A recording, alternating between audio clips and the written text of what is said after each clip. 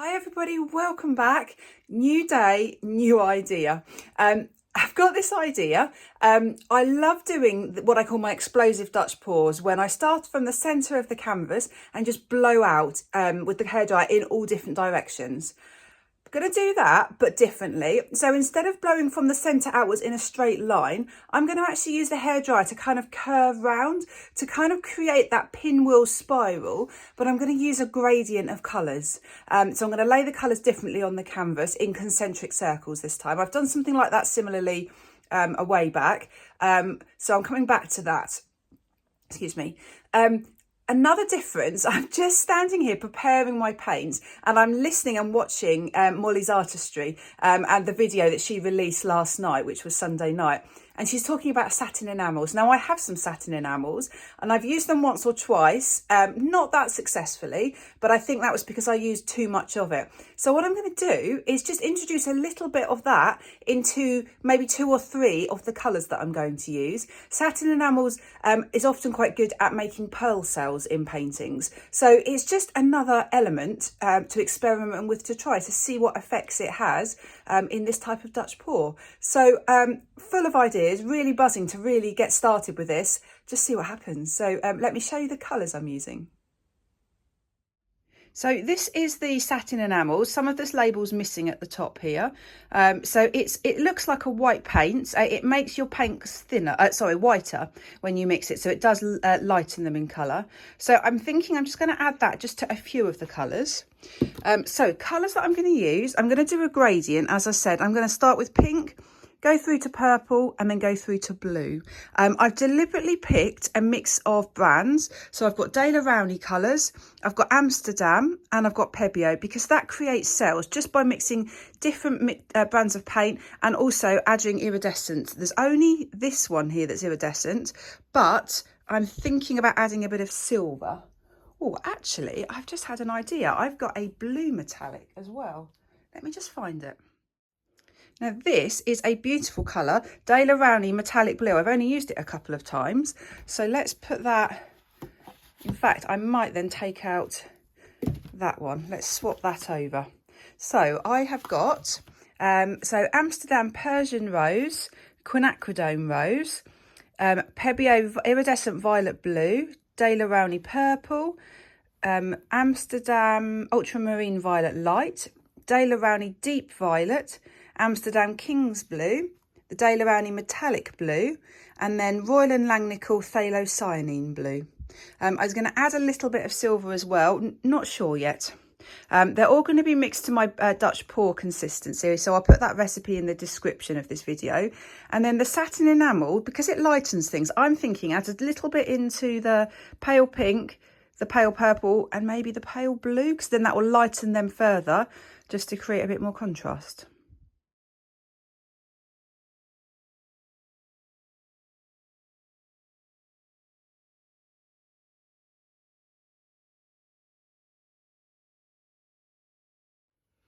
So just to explain what I've done, I found the centre of the canvas by drawing 2 diagonal lines corner to corner, so I know that's the centre. I then got my clear plastic cup, so I can see the centre through the centre of the cup to draw around it, so I know I've got that central circle.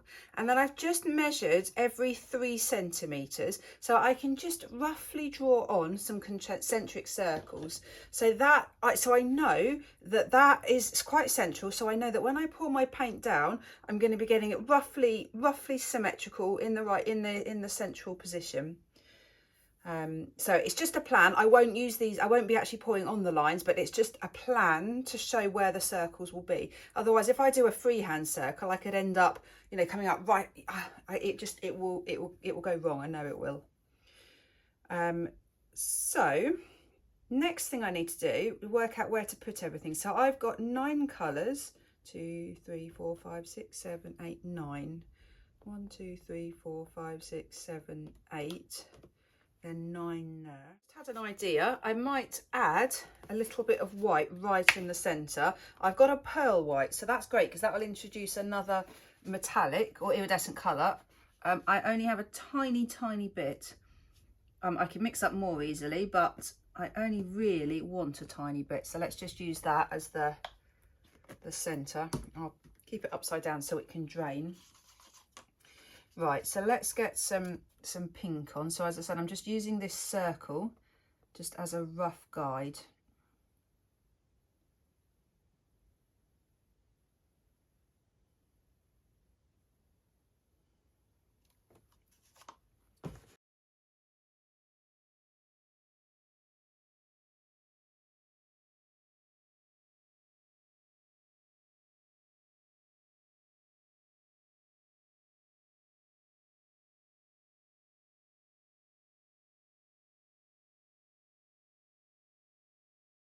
So I'm going to fill in the gaps now. I don't have to cover the entire canvas because I'm going to be blowing the paint over. I'm trying to decide what to do about these corners, whether to just go with the dark blue. I think I'm just going to have them dark blue because the colour's going to be pushed out. So I think, yeah, I'm going to go with dark blue. Right, so let's just fill in a bit now.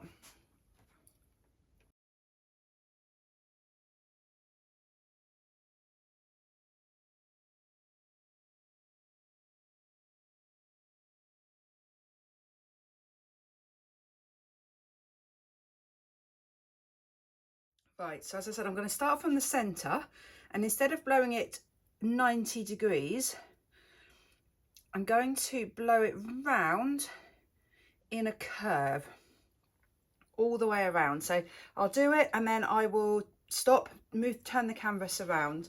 So I think if I start here and go that way, I think that would be a good place to start. I have no idea what will happen here.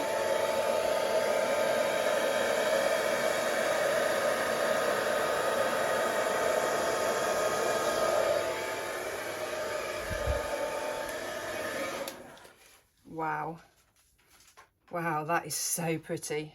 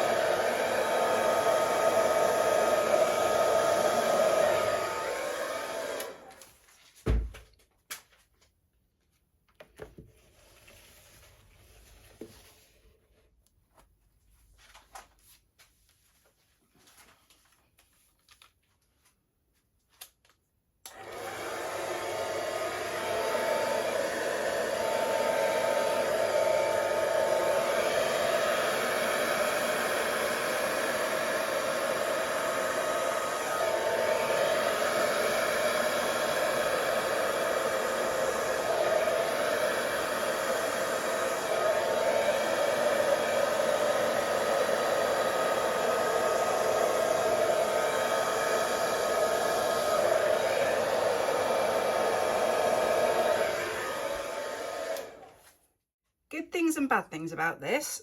I do really like it, but I'm not happy with the composition. I'm loving the outside. I think it's really sort of floaty and irregular. I love that. What I'm not so happy with is this very sort of perfect circle right in the centre, and mostly the white in the centre. So I'm going to be totally brave, and I'm going to do something extra in the centre. I'm actually going to do, I think, 3 little blooms in the centre to see if I can just liven that up a little bit. So they're going to blow out to probably quite near the edge here. I want to try and do it so that I don't disrupt the purple too much, because that's looking really pretty. Or one flower. And then it might look like the centre. You know, maybe I might just do one, but try and do quite a big flower in the centre. And then might mess this up, but I won't know unless I try. So right in the centre,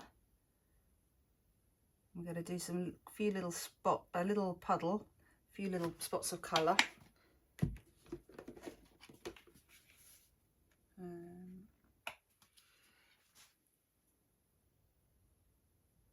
So So I've gone for the darker purple. That's the iridescent violet blue. And then this is the metallic blue.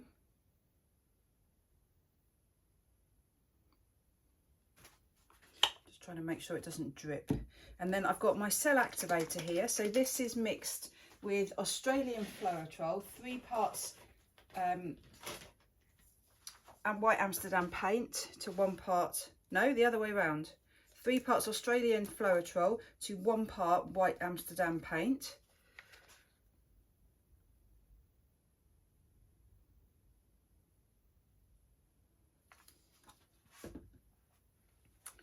And then I'm just going to now blow that white cell activator over those colours, push them out to create some sort of petal effect.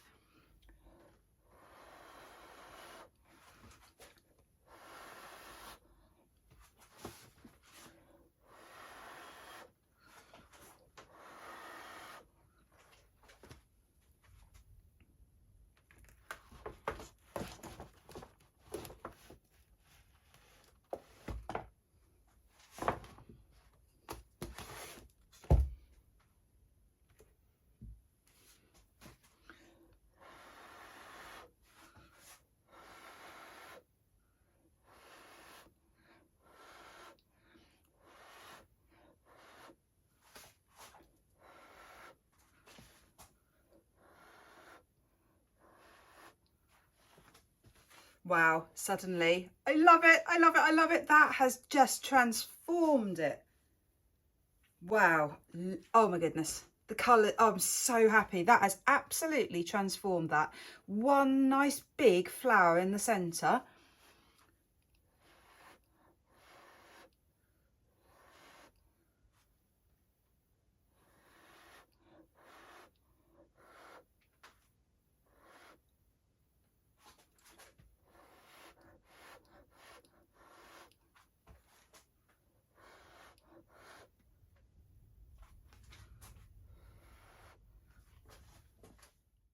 So it's about an hour later and I've just come back to this painting, and a bit of a disaster because can you see this straight edge? There was a straight edge here as well. The paint has obviously, the canvas has obviously sagged and the paint has moved in here. So I had then a rectangle in the centre, which I just can't cope with. Can't leave it like that. So I've just started blowing around the edge to try and push this paint off, and I'm going to do that all the way around, and it actually looks beautiful, and it's showing up some of the other colours. So the dark purple is showing through the metallic blue, so actually this could be a blessing in disguise. So I'm just going to keep blowing around to try and push some of this paint to the edge and off over to the edge of the canvas.